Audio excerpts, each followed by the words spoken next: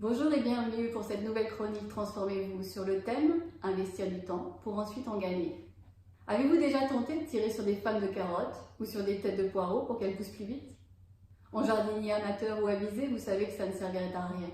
Rien d'autre qu'à risquer de déraciner une jeune pousse trop tôt. Dans la même logique, pourquoi vouloir qu'un projet de transformation porte ses fruits avant même d'avoir donné l'opportunité à chacun de comprendre la raison du changement, la direction souhaitée, ce que l'on attend d'eux, voire d'avoir donné à chacun l'opportunité d'enrichir le diagnostic de la situation, et donc la solution trouvée. En jardinier expérimenté, le leader avisé sait prendre le temps de placer les bonnes conditions pour qu'émerge la confiance, l'intelligence collective nécessaire à ce que la récolte soit bonne, de qualité. Du soleil, la vision, de l'eau, le lien, une terre fertile, le cadre, et un binage régulier, l'autorité qui fait respecter ce cadre. Voici quelques clés pour vous aider à essayer vous aussi. Première clé, établir une vision partagée.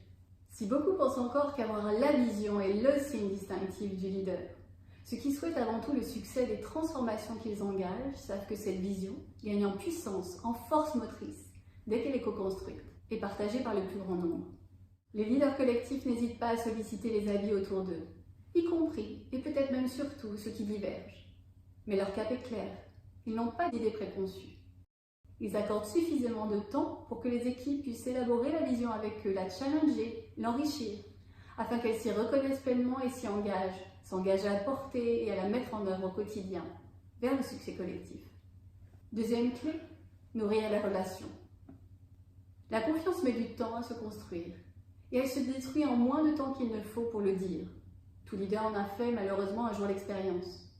Alors le leader collectif porte une attention particulière à créer des espaces-temps d'échange, formels, informels, de qualité, lors desquels tout le monde a le droit et même le devoir de partager librement son avis, ses idées et de mettre son talent au service de l'avancée du collectif. Et parce que chacun se sait écouté, entendu, pris en compte et reconnu pour ce qu'il apporte au projet, pour la valeur ajoutée qu'il amène, chacun est ainsi plus enclin à contribuer à hauteur de ce qu'il peut apporter de meilleur. Troisième clé, poser un cadre clair pour libérer l'agilité et l'innovation. Contrairement à certaines idées reçues, un cadre clair est loin d'enfermer. C'est même la condition sine qua non pour que chacun puisse collaborer efficacement.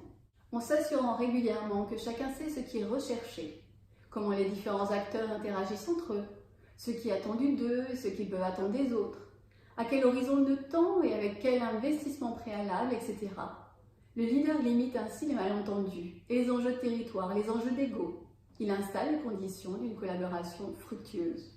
Ces trois actes forts sont le sceau des leaders qui assoient leur autorité sur la confiance et la responsabilisation, avec exigence et bienveillance. Choisissez-vous aussi d'investir consciemment du temps en amont pour bâtir les conditions d'une transformation réussie et gagner en pertinence, en impact et en capacité de mobiliser tous vos acteurs. ROI garanti.